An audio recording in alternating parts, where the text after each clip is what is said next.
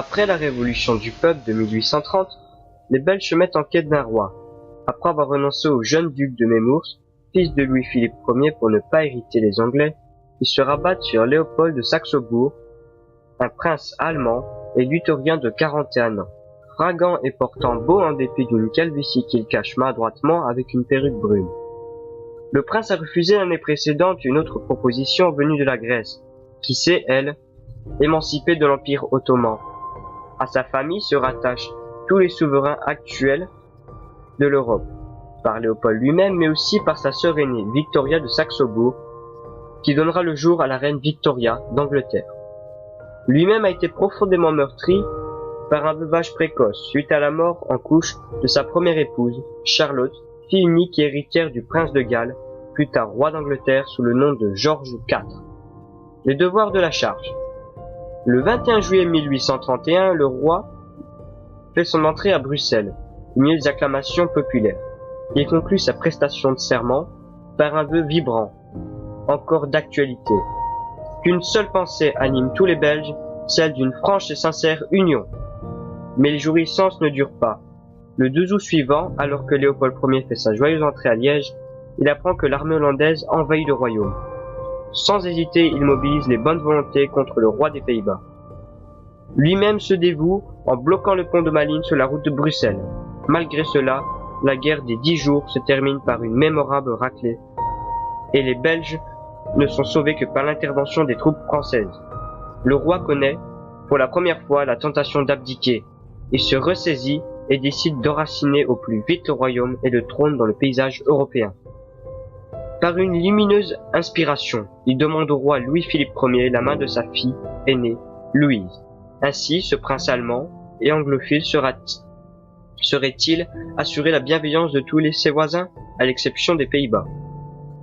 Le mariage est célébré le 9 août 1832 dans la chapelle du château de Campagne, mariage de raison d'État. La mariée, de 19 ans, défèle au bras de son époux, pour lequel elle n'éprouve aucune attirance. Mais elle assume ses devoirs avec résignation, et peu à peu se découvre une tendre amitié pour Léopold. Le ménage mène une vie bourgeoise dans le château de Laeken, au nord de Bruxelles, le palais royal servant quant à lui aux cérémonies officielles. 4 enfants naissent dans les années qui suivent. Le premier, Louis-Philippe Léopold, ne vit que 9 mois. La reine à nouveau enceinte donne le jour au deuxième garçon, Léopold. Le 9 avril 1835, il reçoit le titre de duc de Brabant et régnera plus tard sous le nom de Léopold II. Un troisième garçon, Philippe, duc de Flandre, donnera bien plus tard naissance au troisième roi des Belges, Albert Ier.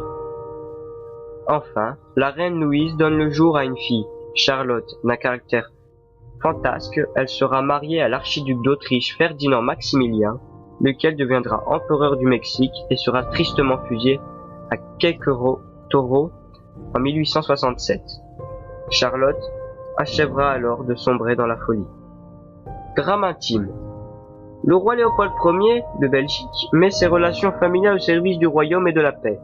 Il guide les premiers pas de sa nièce Victoria quand elle monte sur le trône d'Angleterre en 1837 et se félicite de ce qu'elle épouse Albert de Saxe-Cobourg-Gotha, le fils de son frère aîné. Il calme le jeu lorsque l'agité Adolphe Thiers, ministre de Louis-Philippe, menace d'en découdre avec l'Angleterre, à propos d'une querelle autour de l'Égypte en 1840. Il dissuade enfin l'empereur Napoléon III, avide de conquête, de s'en prendre à la Belgique. Il peut également savourer le succès de la Belgique, pionnier en matière de révolution industrielle. Ainsi, le pays inaugure-t-il le 5 mai 1835 le premier chemin de fer du continent européen. Soucieux de concorde nationale, il encourage le développement d'une nature et d'une culture flamande. Avide de grands horizons, il n'en est pas moins tenté à plusieurs reprises de jeter l'éponge. Il lui arrive même une fois de remettre sa couronne à disposition du Parlement. Charitable et douce, la reine est appréciée par ses compatriotes. Mais la mort de son fils aîné alourdit l'atmosphère familiale.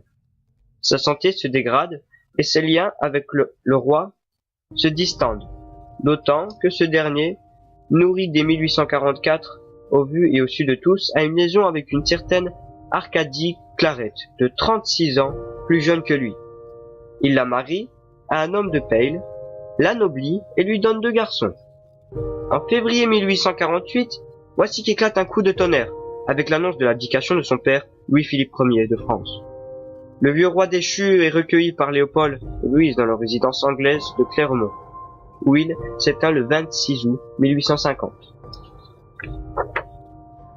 C'est plus que n'en put supporter sa fille, déjà très affaiblie, elle s'éteint à son tour le 11 octobre 1850, à 38 ans, au grand désespoir de ses compatriotes, de ses enfants et du roi Léopold. Le roi sexagénaire, plus amené que jamais, se replie à Laeken. Il connaît une fin de vie douloureuse et meurt le 10 décembre 1865 et ses funérailles se tiennent le 16 décembre suivant. 75e anniversaire de sa naissance. En dépit des difficultés extérieures et des drames personnels, il laisse un royaume à son fils, Léopold Ier.